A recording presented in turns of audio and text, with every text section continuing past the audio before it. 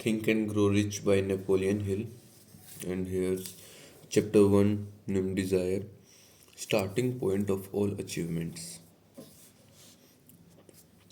The first step toward riches. When Edwin C. Barnes climbed down from the freight train in Orange, NJ more than 30 years ago, he may have resembled a tramp, but his thoughts were those of a king. As he made his way from the railroad tracks to Thomas Alva Edison office, his mind was at work. He saw himself standing in Edison's presence. He heard himself asking Mr. Edison for an opportunity to carry out the one consuming obsession of his life, a burning desire to become the business associate of the great inventor. Barney's desire was not a hope, it was not a wish, it was a keen, pulsating desire which transcended everything else. It was definite. The desire was not new when he approached Edison. It had been Barney's dominating desire for a long time. In the beginning, when the desire first appeared in his mind, it may have been probably was only a wish, but it was no mere wish when he appeared before Edison with it.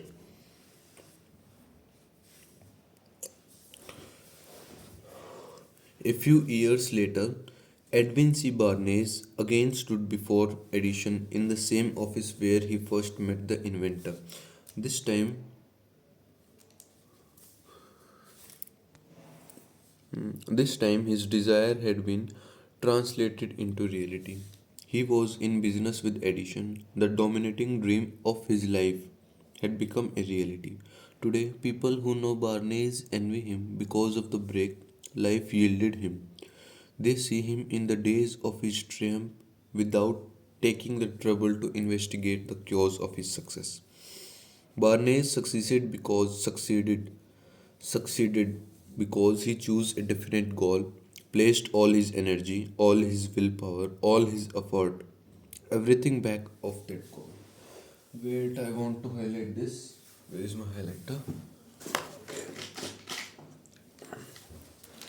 I want to highlight. By which color? By I think green. All the stuff. Then where? Barnes succeeded because he chose definitely goal, placed all his energy, all his willpower, all his effort.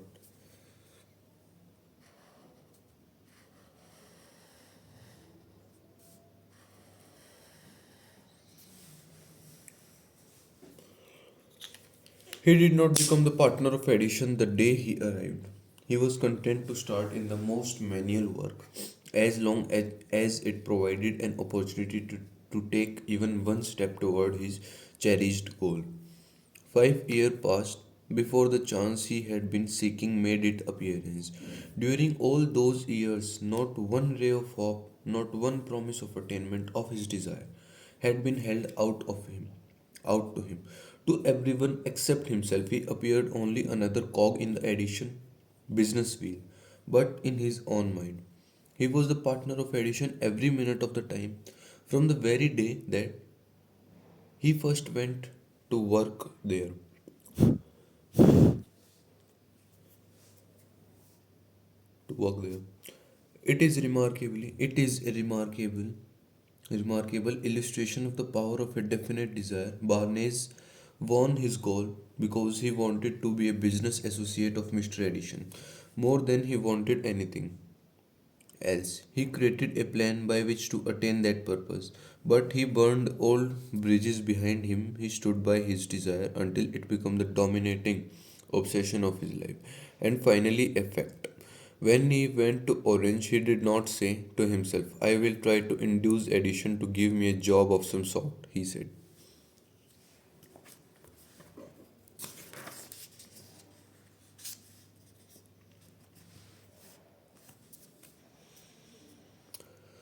I will see Edison and put him on notice that I have come to go into business with him. He did not say, I will work there for a few months and if I get no encouragement, I will quit and get a job somewhere else. He did not say, I will start anyway I will do anything addition tells me to do. But before I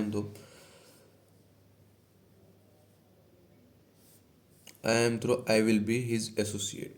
He did not say, I will keep my eyes open for another opportunity in case I fail to get what I want in the addition organization. He said, there is but one thing in this world that I am determined to have, and that is a business association with Thomas Alva Edison. I will burn all bridges behind me and stake my entire future on my ability to get what I want. Okay. I want to highlight this.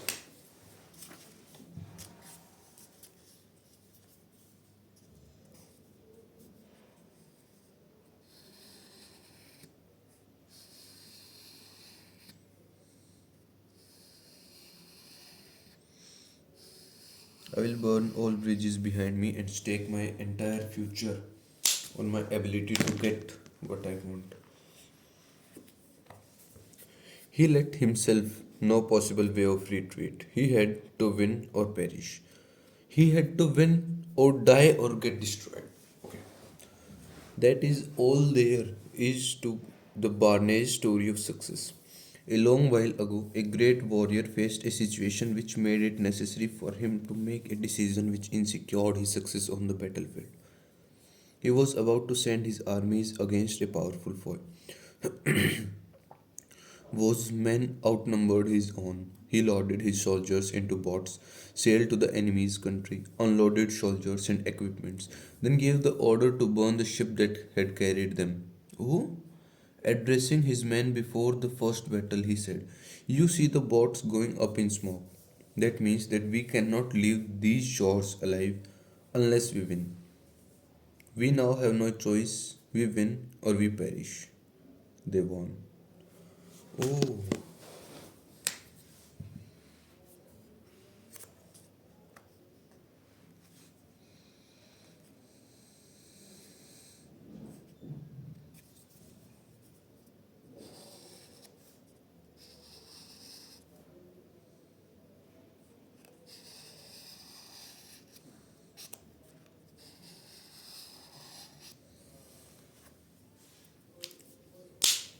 Every person who wins in any undertaking must be willing to burn his ships, cut all sources of retreat.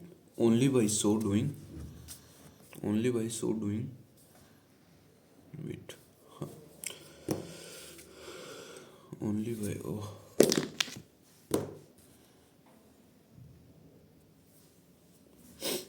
only by so doing can one be sure of maintaining that state of mind known as a burning desire to win, essential to success.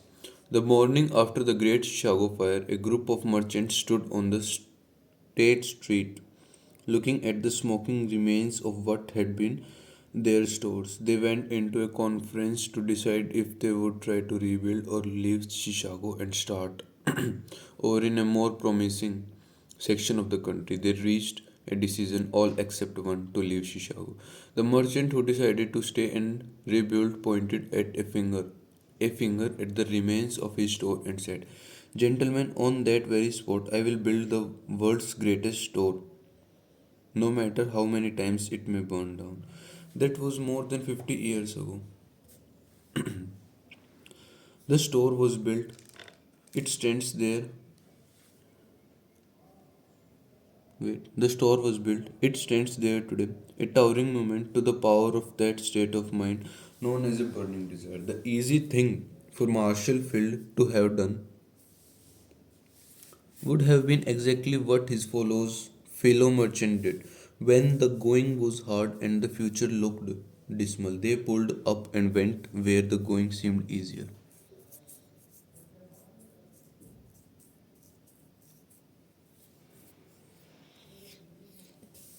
Wait, we don't want to have do this.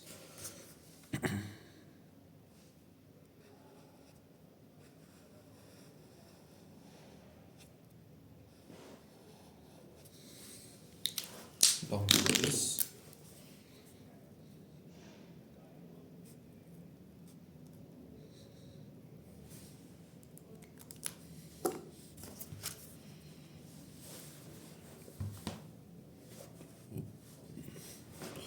Mark well this difference between Marshall Field and the other merchants because it is the same difference which distinguishes Edwin C. Barnes from thousands of other young men who have worked in the Edison organization. It is the same difference which distinguishes practically all who succeed from those who fail. Hmm. Hmm, hmm, hmm, hmm, hmm. Okay. It is the same difference.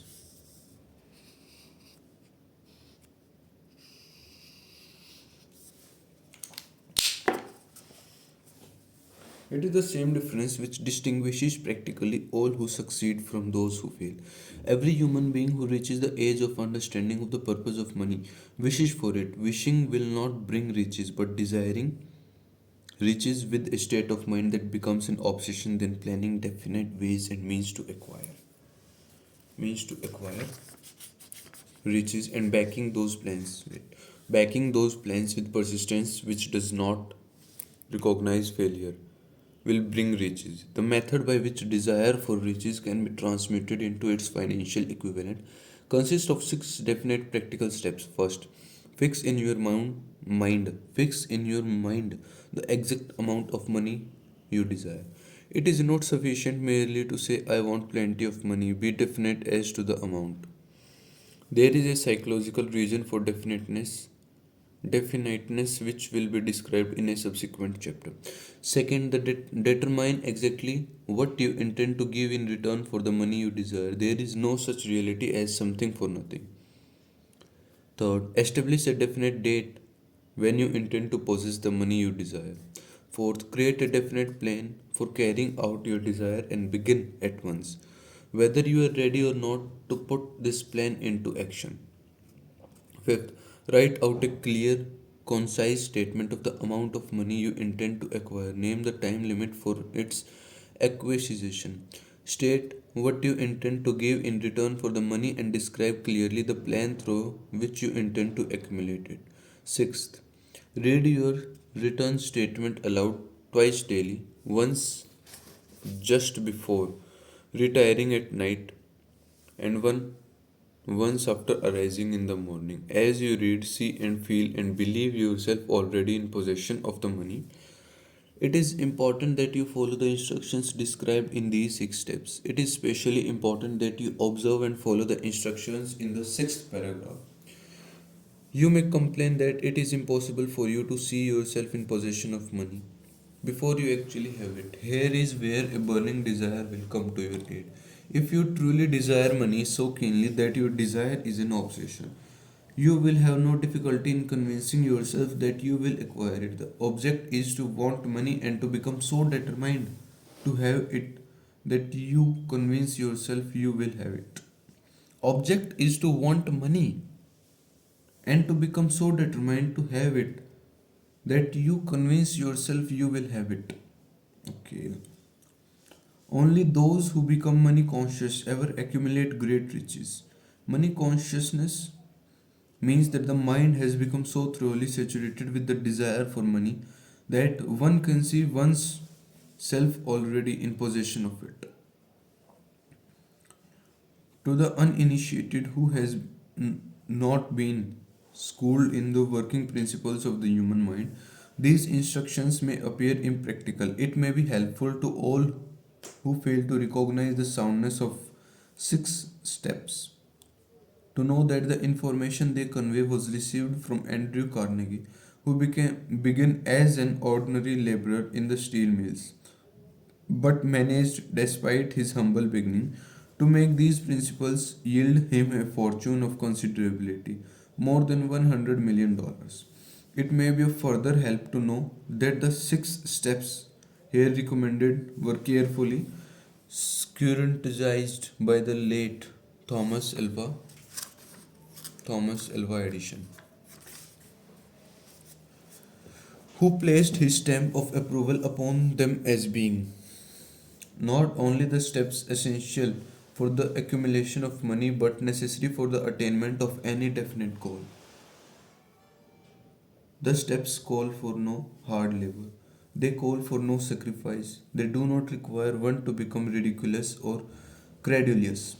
To apply them call for calls for no great amount of education, but the successful application of these six steps does call for sufficient imagination to enable one to see and to understand that accumulation of money cannot be left to chance, good fortunate and luck. One must realize that all who have accumulated great fortunes first did a certain amount of dreaming, hoping, wishing, desiring, and planning before they acquired money. Yup. One must realize that all who have accumulated great fortunes first did a certain amount of dreaming, hoping, wishing, desiring, and planning before they acquired money. You may as well know right here that you can never you can never have riches in great quantities unless you can work yourself into a white heat of desire for money and actually believe you will possess it. You may as well know all that great also that every great leader from the dawn of civilization down to the present was a dreamer. Christianity is the greatest potential power in the world today because its founder was an intense dreamer who had the vision and imagination to see realities in their mental and spiritual form before they had been transmuted into physical form. If you do not see great riches in your imagination, you will never see them in your bank balance. Never in the history of America has there been so great an opportunity for practical dreamers as now exists. The 6 year economic collapse has reduced all men substantially to the same level. A new race is about to be run. The stakes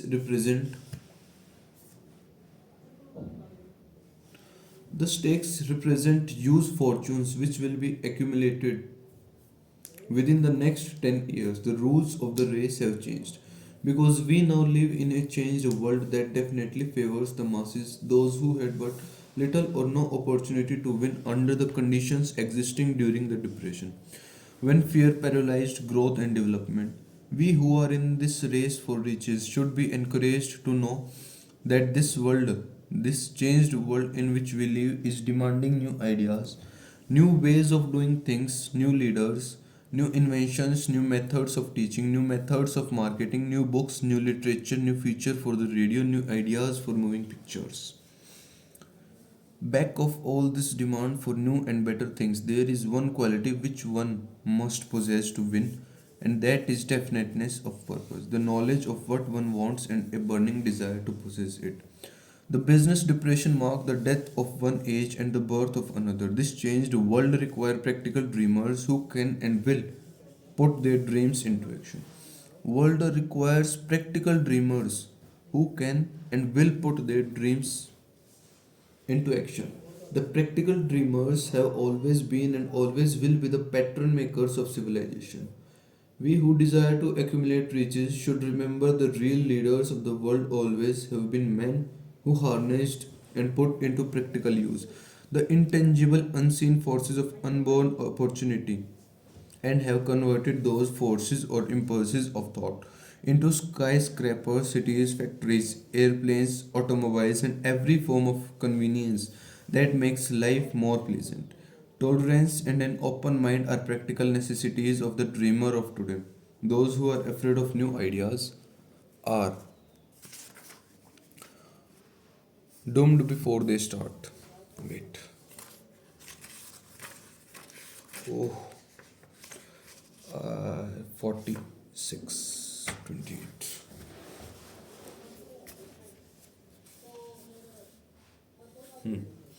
Never has there been a time more favorable to pioneers than the present. True, there is no wild and woolly west to be conquered, as in the days of covered wagon, but there is a vast business, financially and industrially, world to be remolded and redirected along new and better lines. In planning to acquire your share of the riches, let no one influence you to scorn the dreamer. Let no one influence you to scorn the dreamer. To win the big stakes in this changed world, you must catch the spirit of the great pioneers of the past. Whose dreams have given to the civilization all that it has, all value. The spirit which serves as the lifeblood of our own country, your opportunity and mine to develop and market our talents. Let us not forget Columbus dreamed of an unknown world, staked his life on the existence of such a world and discovered it. Cor, Copernicus. Copernicus. Copernicus, the great astronomer, dreamed of a multiplicity of worlds and revealed them. No one denounced him as impractical after he had dreamed. Instead, the world worshipped at his shrine, thus proving once more that success requires no apologizes. Failure permits no alibis. If the thing you wish to do is right and you believe in it, go ahead and do it. If the thing you wish to do is right and you believe in it, go ahead and do it.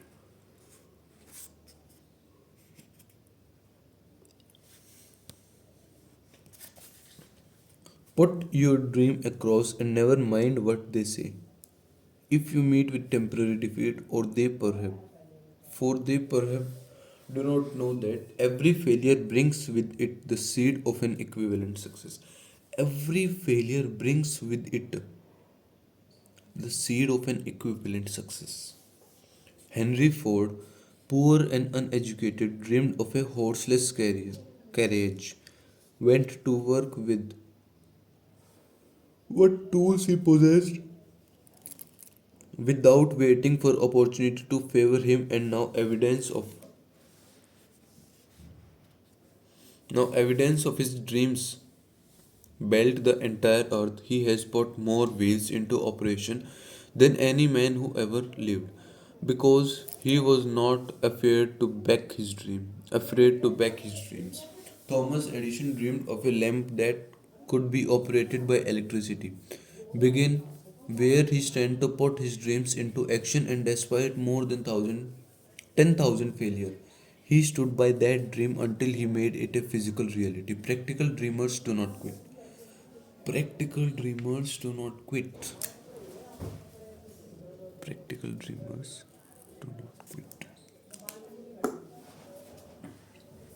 Whelan dreamed of a chain of cigar stores, transformed his dream into action, and now the United Cigar Store occupy the best corner in America. Lincoln dreamed of freedom for the black slaves, put his dream into action, and barely missed leaving to see a united North and South translate his dream into reality. The Wright brothers dreamed of a machine that would fly through the air. Now, one may see evidence all over the world that they dreamed someday. The Wright brothers dreamed of a machine that would fly through the air. Now, one may see evidence of all over the world that they dreamed soundly. Marconi dreamed of a system for harnessing the intangible forces of the ether. Evidence that he did not dream in vain may be found in every wireless and radio in the world. Moreover, Marconi's dream brought the humblest cabin and the most stately manor house side by side. It made the people of every nation on earth backdoor neighbor. It gave the President of US a medium by which he may talk to all the people of America at one time and on short notice.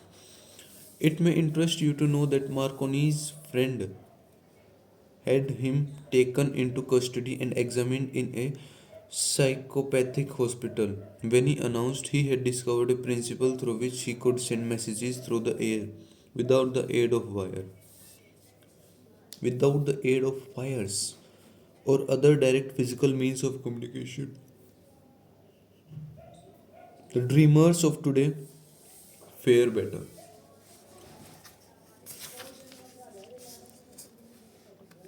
The world has become accustomed to new discoveries. Nay, it has shown a willingness to reward the dreamer who gives the world a new idea. The great achievement was at first and for a time but a dream. The great achievement was at first and for a time but a dream. Okay.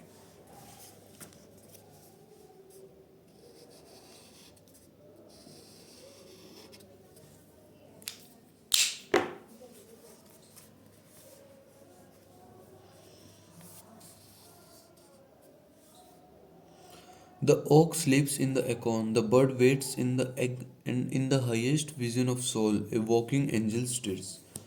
Dreams are the seeding of reality.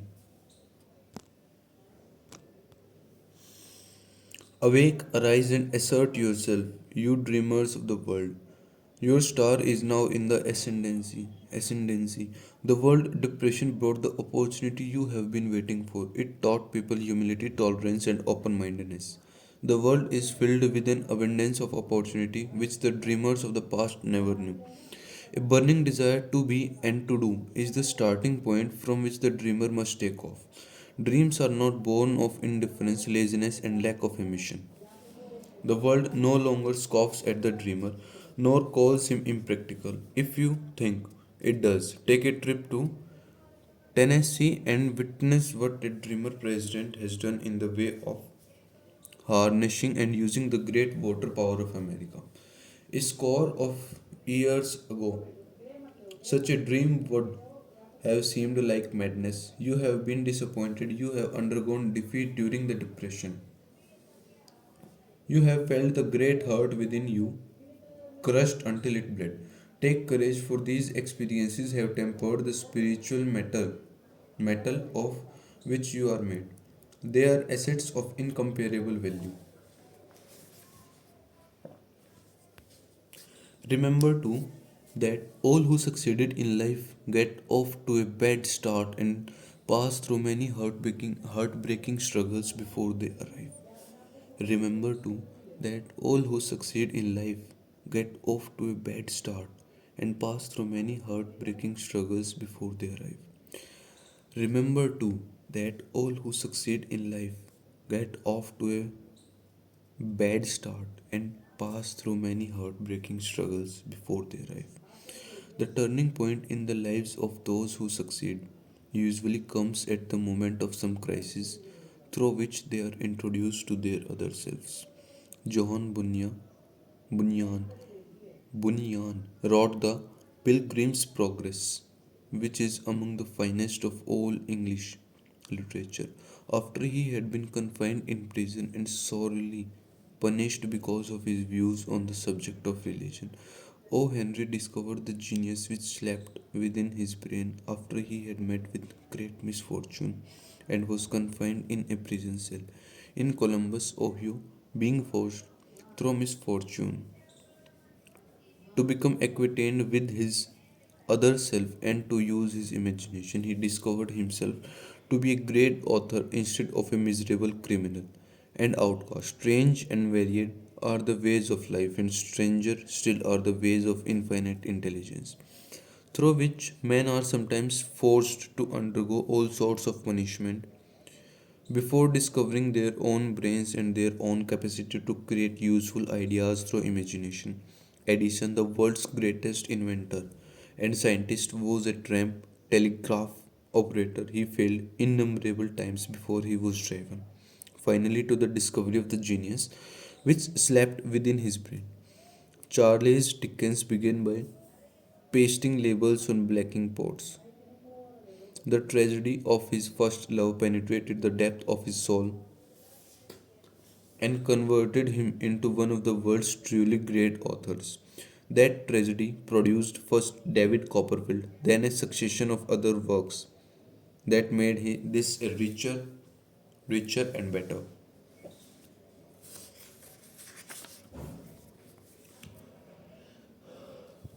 world for all who read his books. Disappointment over love affair generally has the effect of driving men to drink and women to ruin, and this because most people never learn the art of transmuting their strongest emotions into dreams of a constructive nature.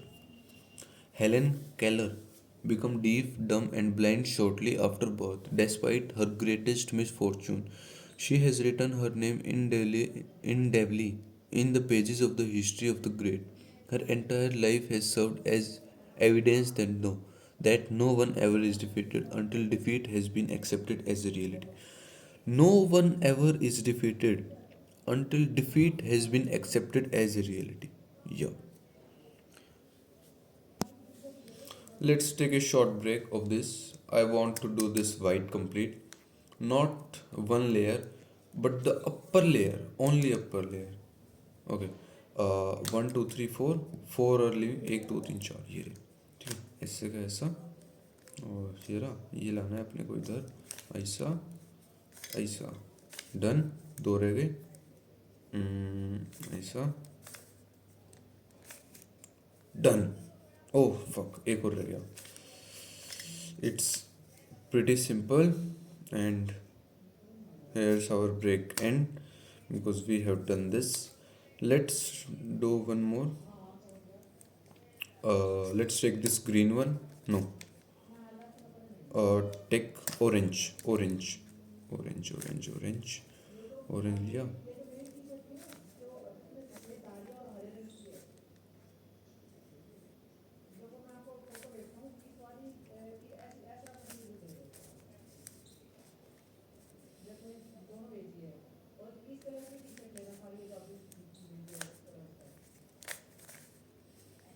हम्म हम्म, एक दो तीन चार पाँच, चार रह गए, एक ये रहा। हम्म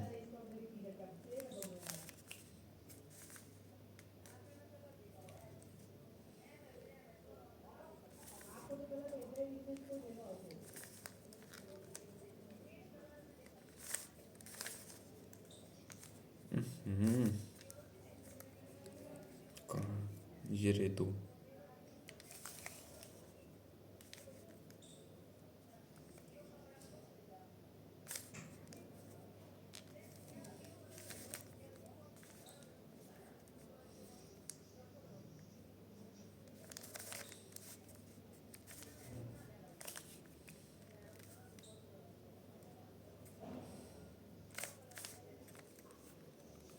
वेट,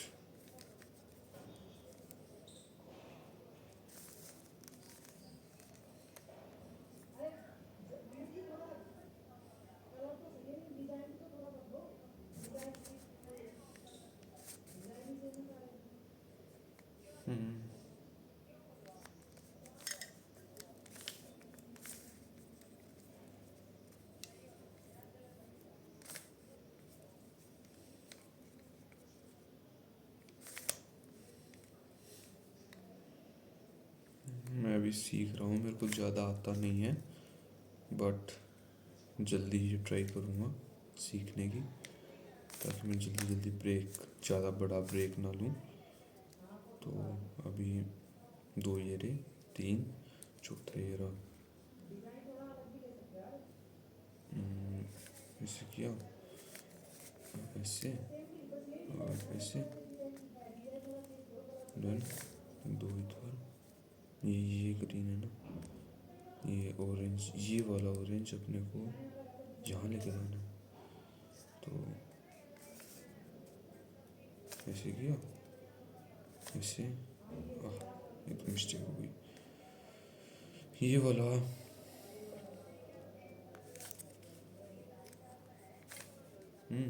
आ गया।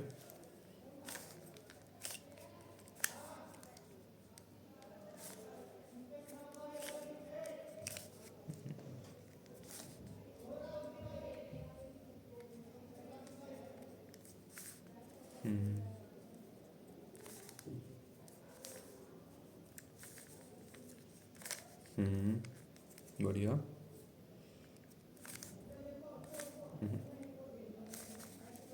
गिर जाएगा ना।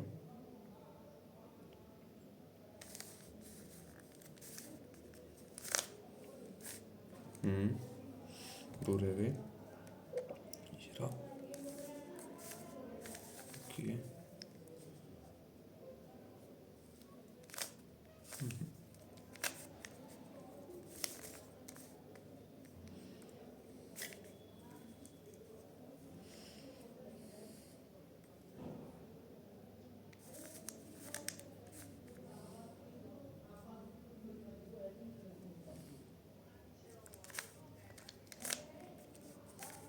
Ah,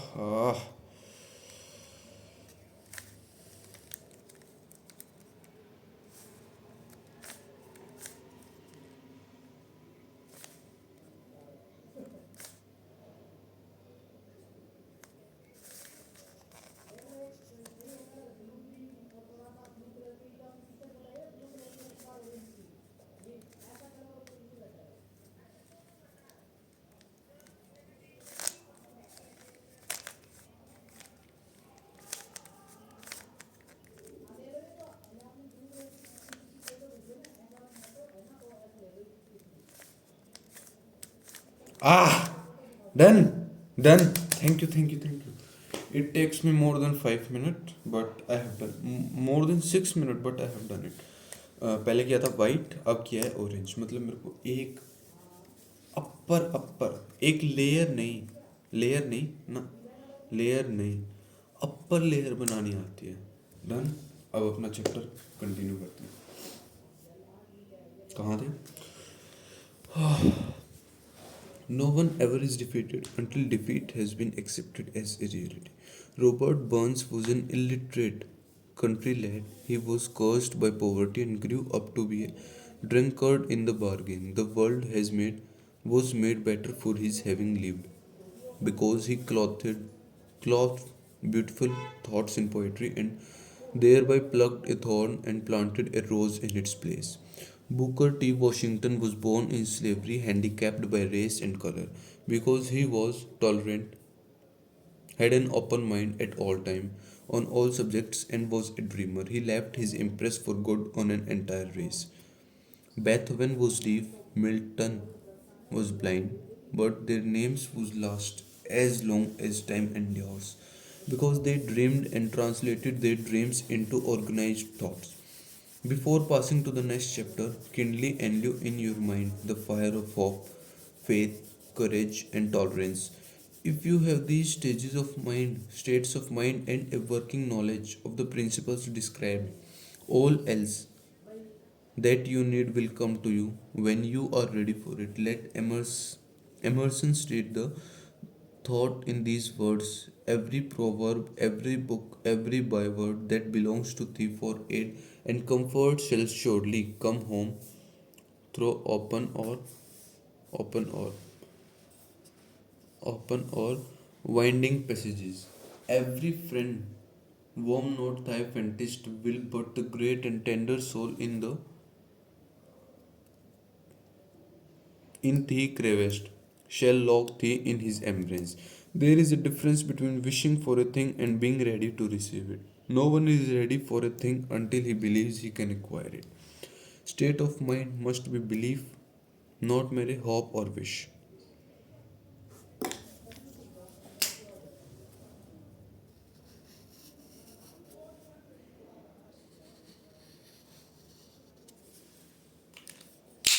Open mindedness is essential for belief.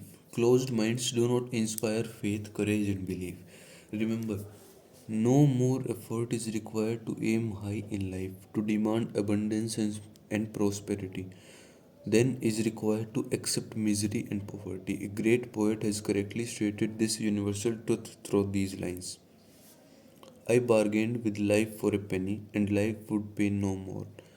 However, I begged at evening when I counted my scanty store. For life is a just employer, he gives you what you ask. But once you have set the wages, why you must bear the task. I worked for a manual's hire, only to learn, dismayed, that any wage I had asked for life would have willingly paid. Desire outfits Mother Nature. As a fitting climax to the chapter, I wish to introduce one. I wish to introduce one of the most unusual persons I have ever known. I first saw him 24 years ago, a few minutes after he was born. He came into the world without any physical sign of years, and the doctor admitted, when pressed for an opinion, that the child might be deaf and mute for life. I challenged the doctor's opinion. I had the right to do so. I was the child's father. I too reached a decision and rendered an opinion, but I experienced the opinion silently in the sanctuary of my own heart. I decided that my son would hear and speak. Nature could send me a child without ears, but nature could not induce me to accept the reality of the affliction. Affliction, yeah. In my own mind, I know that my son would hear and speak. How? I was sure there must be a way, and I knew I would find it. I thought of the words of the immortal emotion, the whole course of things goes to teach us faith. We need only obey. There is guidance for each of us, and by lovely listening, we shall hear the right word. The right word desire more than anything else. I desired that my son should not be a deaf mute. From that desire, I never receded, not for a second. Many years previously, I had written, only our limitations are those we set up in our own minds. Wow! Our only limitations are those we set up in our own minds. For the first time, I wondered if that statement were true. Lying on the bed in front of me was a newly born child, without the natural equipment of hearing, even though he might hear and speak. He was obviously disfigured for life. Surely this was a limitation which that child has not set up in his own mind. What could I do about it? Somehow I would find a way to transplant into the child's mind my own burning desire for ways and means of conveying sound to his brain without the aid of ears. As soon as the child was old enough to cooperate, I would fill his mind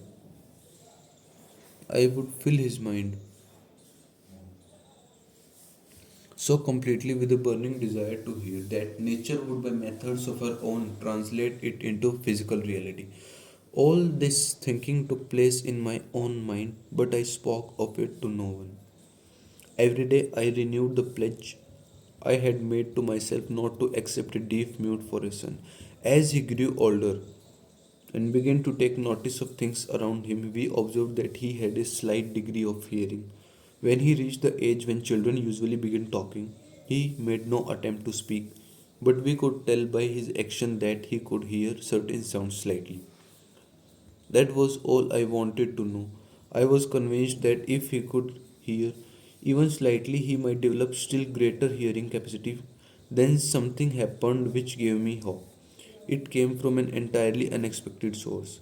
We bought a Victrola. When the child heard the music for the first time, he went into a ecstasis and promptly appropriated the machine. He soon showed a preference for certain records among them. It's a long way to Tipperary. On one occasion, he played that piece over and over for almost 2 hours, standing in front of the Victrola with his teeth clamped on the edge of the case. The significance of this self-formed habit of his did not become clear to us until years afterward, for we had never heard of the principle of bone conduction or sound at that time. Shortly after he appropriated the Victrola, I discovered that he could hear me quite clearly when I spoke with my lips. When I spoke with my lips, touching his marstilled bone, or at the base of the brain, these discoveries placed in my possession the necessary media by which I began to translate into reality by burning desire to help my son develop hearing and speech. By that time, he was making stabs at speaking certain words. The outlook he was far from encouraging, but desire backed by faith knows no such word as impossible. Having determined that he could hear the sound of my voice plainly, I began immediately to transfer to his mind the desire to hear and speak. I soon discovered that the child enjoyed bedtime stories, so I went to work creating stories designed to develop in him self reliance, imagination, and keen desire to hear and to be normal.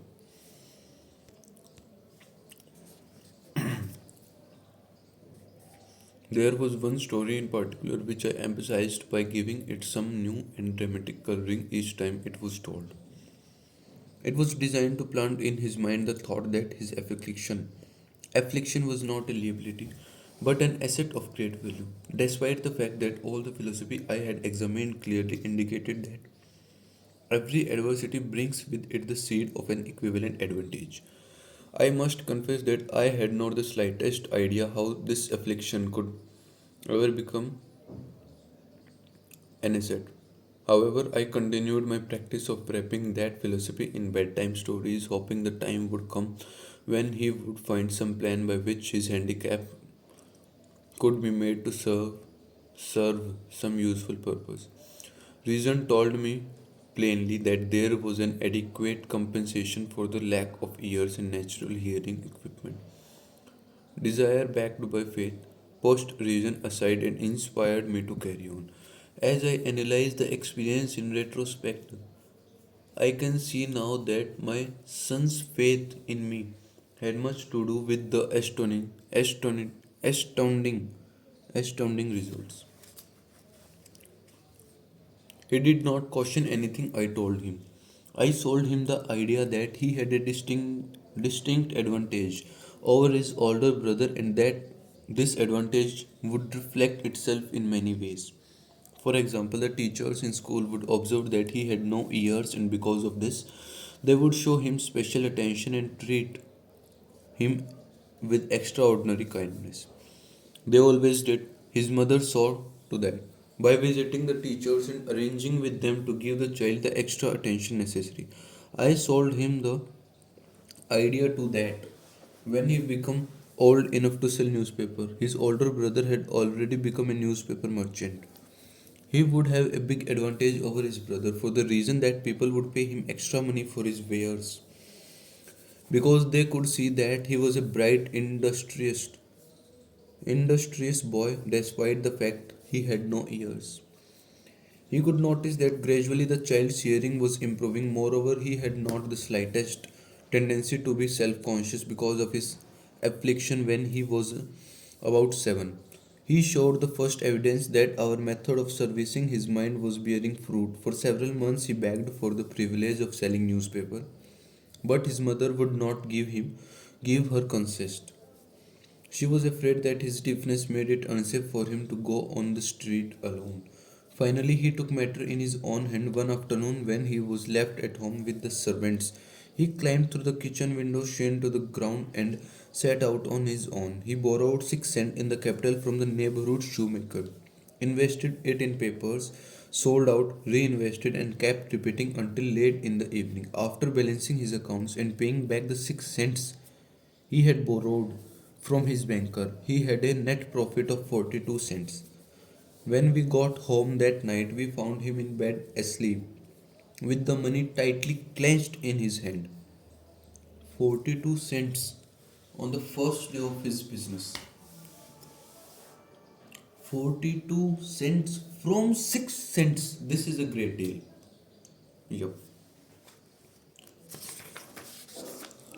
His mother opened his hand, removed the coins, and cried.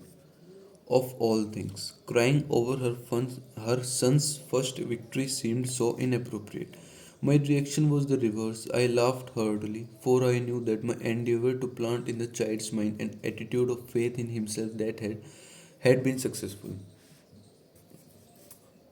His mother saw in his first business venture a little deaf boy who had gone out in the street and risked his life to earn money. I saw a brave, ambitious, self reliant little businessman whose stock in himself had been increased 100% because he had gone into business on his own initiative and had won. The transaction pleased me because I knew that he had given evidence of a trait of resourcefulness that would go with him all through life. Later events proved this to be true. When his older brother wanted something, he would lie down on the floor, kick his feet in the air, cry for it, and get it.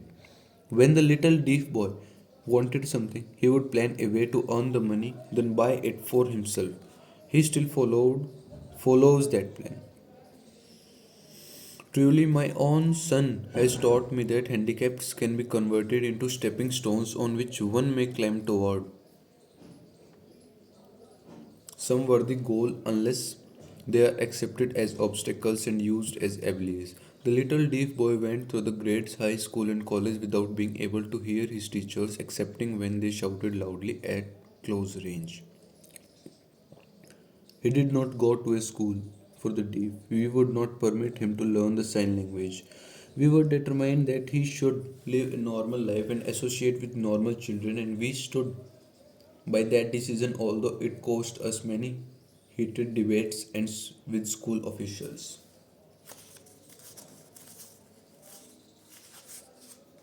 45? Okay, 45. Hmm.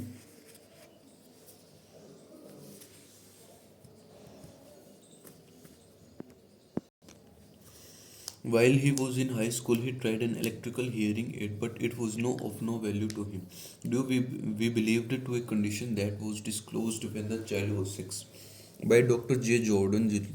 Wilson of Chicago when he operated on one side of the boy's head and discovered that there was no signal of natural hearing equipment. During his last week in college, 18 years after the operation, something happened which marked the most important turning point of his life. Through what seemed to be mere chance, he come into possession of another electrical hearing device which he went. Oh, wait. Which was sent to him on trial.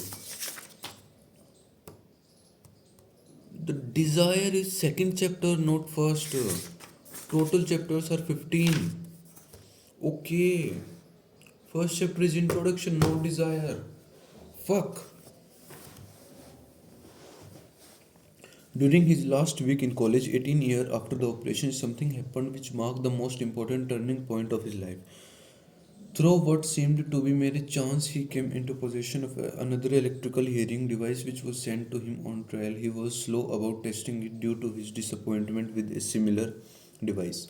Finally, he picked the instrument up and more or less carelessly placed it on his head, hooked up the battery, and lo, as if by a stroke of magic, his lifelong desire for normal hearing became a reality. For the first time in his life, he heard practically as well as any person with normal hearing. God moves in mysterious ways, his wonders to perform. Overjoyed because of the changed world which had been brought to him through his hearing device, he rushed to the telephone, called his mother, and heard her voice perfectly. The next day, he plainly heard the voices of his professors in class for the first time in his life. Previously, he could hear them only when they shouted at short range. He heard the radio, he heard the talking pictures.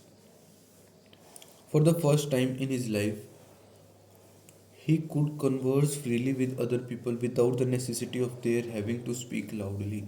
Truly, he had come into possession of a changed world. We had refused to accept nature error, and by persistent desire, we had induced nature to correct that error through the only practical means available.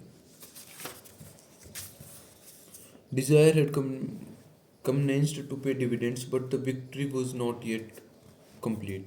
The boy still had to find a definite and practical way to convert his handicap into an equivalent asset. Hardly realizing the significance of what had already been accomplished, but intoxicated with the joy of his newly discovered world of sound, he wrote a letter to the manufacturer of the hearing aid, enthusiastically describing his experience. Something in his letter, something perhaps which was not written on the lines but back of them, caused the company to invite him to New York. When he arrived, he was escorted through the factory, and while taking the with the chief engineer telling him about his changed world, a hunch, an idea, or an inspiration, call it what you wish, flashed into his mind.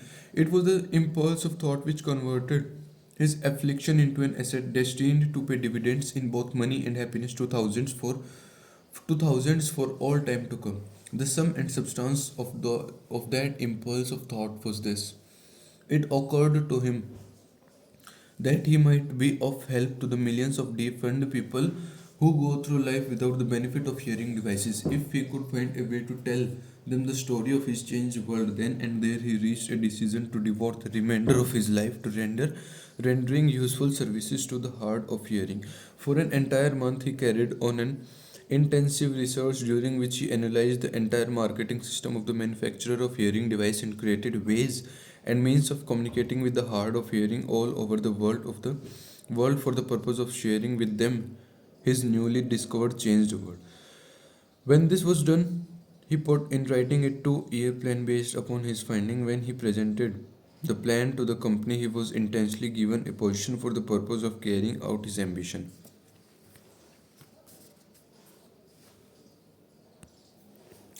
Little did he dream when he went to work that he was destined to bring hope and practically relief to thousands of different people who, without his help, would have been doomed forever to deaf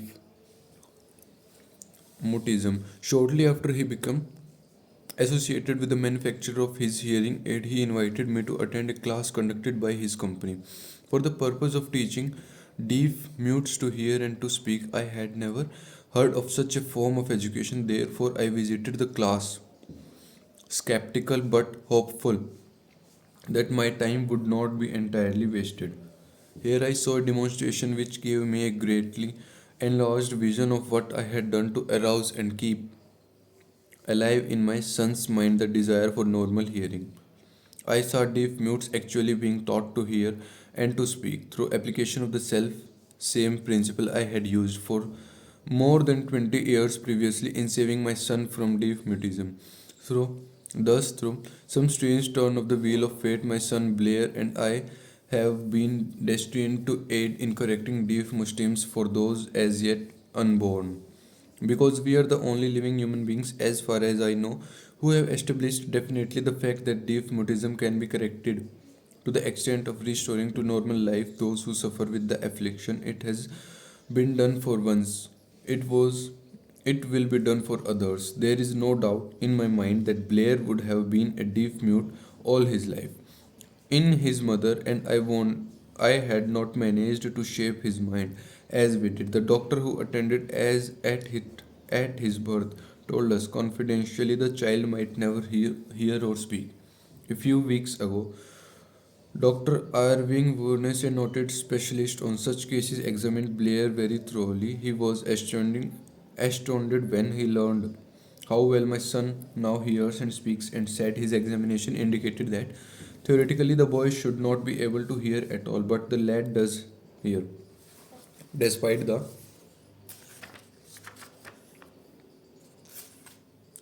despite the fact that pictures X-ray pictures show there is no opening in the skull whatsoever from where his ears should be to the brain. When I planted in his mind the desire to hear and talk and live as a normal person, there went with that impulse some strange influence which caused nature to become bridge builder and span the gulf of silence between his brain and the outer world by some means which the keenest medical specialists have not been able to interpret.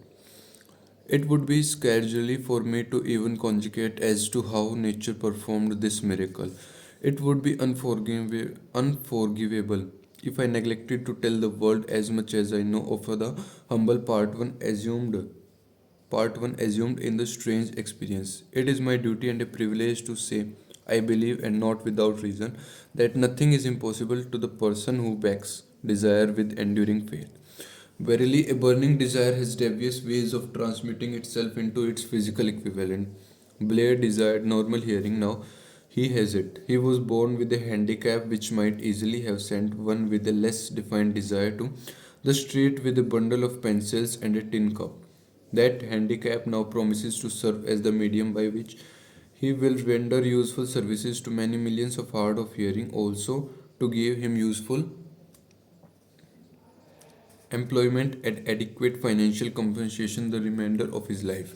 The little white lies I planted in his mind when he was a child by leading him to believe his affliction would become a great asset which he could capitalize has justified itself very verily. There is nothing right or wrong which belief plus burning desire cannot make real. These qualities are free to everyone in all my experience in dealing with men and women who had personal problems. I never handled a single case which more definitely demonstrates the power of desire. Authors sometimes make the mistake of writing of subjects of which they have but superficial or very elementary knowledge. It has been my good fortune to have had the privilege of testing the soundness of the power of desire through the affliction of my own son. Perhaps it was providential that the experience came as it did, for surely no one is better prepared than he to serve as an example of what happens when desire is put to the test. If Mother Nature bends to the will of desire, it is logical that mere man can defeat a burning desire. Strange and imponderable is the power of the human mind. We do not understand the method by which it uses every circumstance, every individual, every physical thing within its reach. As a means of transmuting desire into its physical counterpart, perhaps science will uncover this secret. I planted in my son's mind the desire to hear and to speak as a normal person hears and speaks. That desire has now become a reality. I planted in his mind the desire to convert his greatest handicap into his greatest asset. That desire has been realized. The modus operandi by which his astonishing result was achieved is not hard to describe. It consisted of three very definite facts. First, I mixed faith with the desire for normal hearing, which I passed on to my son. Second, I communicated my desire to him in every conceivable way available. Through persistent, continuous effort over a period of years. Third, he believed me. As this chapter was being completed, news come to of the death of mine, Shahuman Hing. One short paragraph in the news dispatch gave the clue of his unusual woman's stupendous success as a singer. I quote the paragraph because the clue it contains is none other than desire.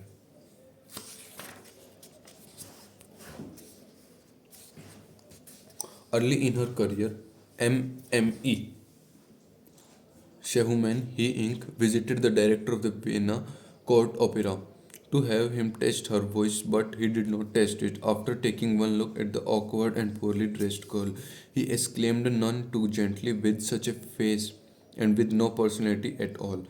How can you ever expect to succeed in opera? My good child gave up the idea. Buying a sewing machine and go to work. You can never be a singer. Never is a long time. Never is a long time. The director of the Vienna Court Opera knew much about the technique of singing. He knew little about the power of desire. When it assumes the proportion of an obsession, if he had known more of that power, he would not have made the mistake of condemning genius without giving it an opportunity. Several years ago, one of my business associates became ill. He became worse as time went on and finally was taken to the hospital for an operation. Just before he was wheeled into the operating room, I took a look at him and wondered how anyone as thin and emaciated as he could possibly go through a major operation successfully. The doctor warned me that there was a little, if any, chance of my ever seeing him alive again. But that was the doctor's opinion, it was not the opinion of the patient. Just before he was wheeled away, he whispered feebly, "Do not be disturbed, Chief. I will be out of here in a few days." The attending nurse looked at me with pity, but the patient did come through safely. After it was all over, his physician said nothing but his own desire to live saved him. He never would have he never would have pulled through if he had not refused to accept the possibility of death.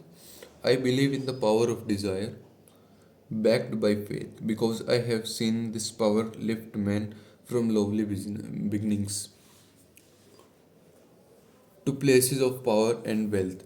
I have seen it rob the grave of its victim. I have seen it serve as the medium by which man staged a comeback after having been defeated in 100 different ways. I have seen it provide my own son with a normal, happy, successful life, despite nature's having sent him into the worlds without ears.